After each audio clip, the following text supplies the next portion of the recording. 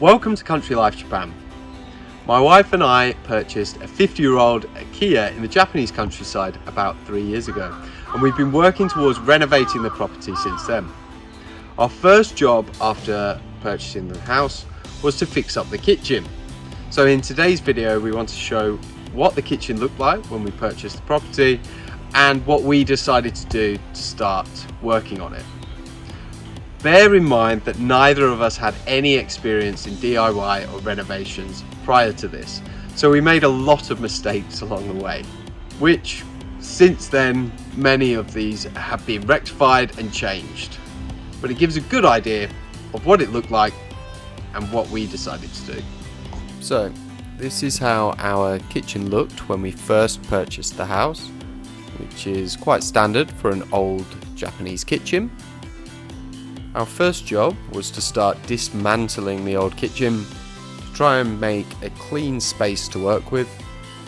We didn't have to be too careful about piping and electrical lines as nothing was connected at this point.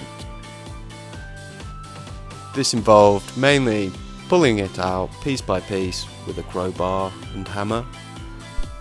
And this is how it looked when we had fully removed the old kitchen units and counter. There was an old back door with a step down, which we wanted to level with the rest of the flooring in the room, thinking that we would probably get rid of the back door at some point in the future. To do this, we built a wooden frame and a ply cover for that, just to level out the flooring in the whole room.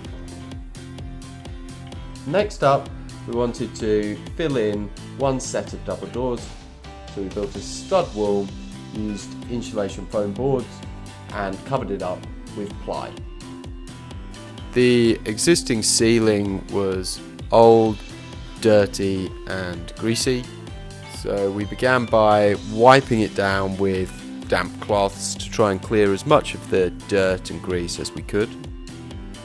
After this, we began priming the ceiling, and then we used a lime plaster to cover up directly onto the existing ceiling.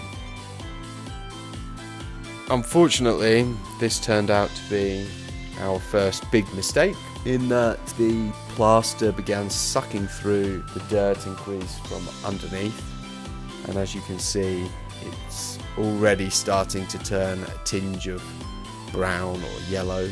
This meant that we needed to just cover up the entire ceiling and decided to use plasterboards to do this. Next, we needed to make our new flooring, and we used 30-40 joists to do this and 9mm ply. The joists we placed around 30 centimeters apart from each other, and were mindful to mark out our frame for the storage room we have underneath the kitchen, so that in the future we could build a hatch door and access this still. Again, we used foam insulation boards, but we should have probably used thicker boards, as there is a slight gap between the top of the boards and the underside of the 9mm ply boards on top, leaving a cavity that could store cold air. We also used offcuts between the joists to allow for less movement and more stability on the ply floor. Next, we sanded down as best as we could the existing wooden wall panels. We then primed these and painted directly on top of them white. So this is the space that we ended up with our walls, flooring and ceiling ready. We wanted to start measuring and assembling our kitchen cabinets. For the cabinets, we purchased 45 by 45mm framing wood. We measured the length, height and depth that we wanted our cabinets to be. we cut our wood and began assembling the cabinets.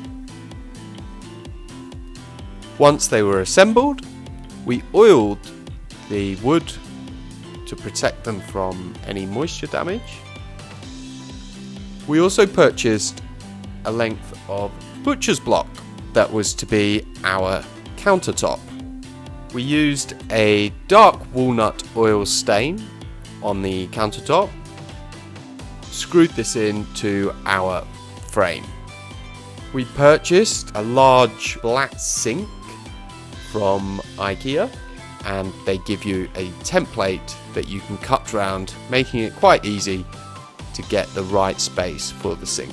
And once cut, we were able to lower in our sink, clipped it and secured it in place.